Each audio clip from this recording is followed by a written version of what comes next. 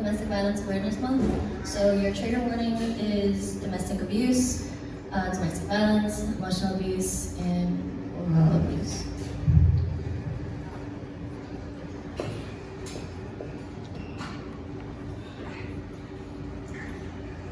This poem is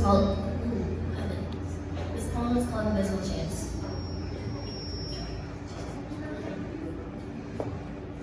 Can you hear me? Good. Because there was a time when my voice was non-existent, destroyed by storms and sharp claws, because my honesty had the ability to bring out the sun onto everything and anything that manifested in the dark. I was force-fed goodbye stories to clog my throat from releasing the truth.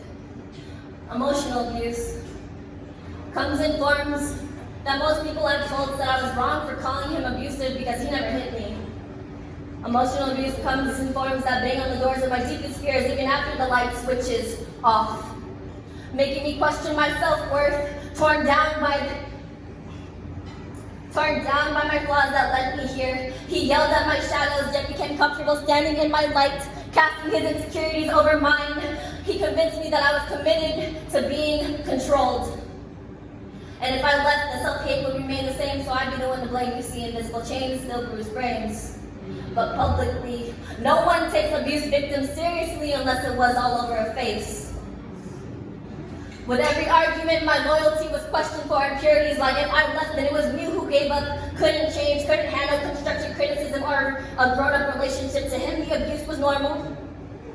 Grabbing my integrity by its neck was his way to construct my obedience, destructive behavior to make my silence immediate. He said he loved me because I was a fighter. He said he loved me because I owned my mistakes, but he downloaded all of his sins into my drive, twisted motivation to hide my bright side. He said he knew I couldn't shine if he made my darkness levitate. The following are literal objects that he's broken. My prescription glasses snatched from my face. My phone slapped out of my hands. The coffee table flipped in my direction.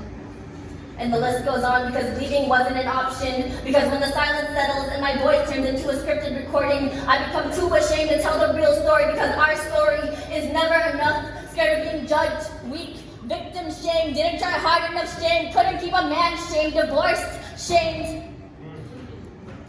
Because after the first forgiven strike, I watched my opportunities to leave disappear into the dangerous current while I sank into the persistent gaslightings. And if you can hear me right now, and your words, and your voice slips words that don't match your self-worth, slit open by your lover's deafening thunder, decreasing your limits by poisoning your sky, then please, don't let anyone tell you that you're not trapped when they don't know how it feels to be rooted in an emotionally abusive relationship.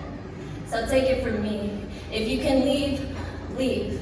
I know how it feels to stand tall and still take the carvings. Looking away from your wounds just to make someone else feel better. I get it, I have scars too. And I might have baggage, but at least the baggage doesn't breathe without my permission. It took me years to cut ties and recover in redemption. But I now hold on to a new love tradition that puts me first. Come on. So I'll say it again. Invisible chains still bruise brains, but publicly. No one takes abuse victims seriously unless it was all over a face. So if you can leave, leave.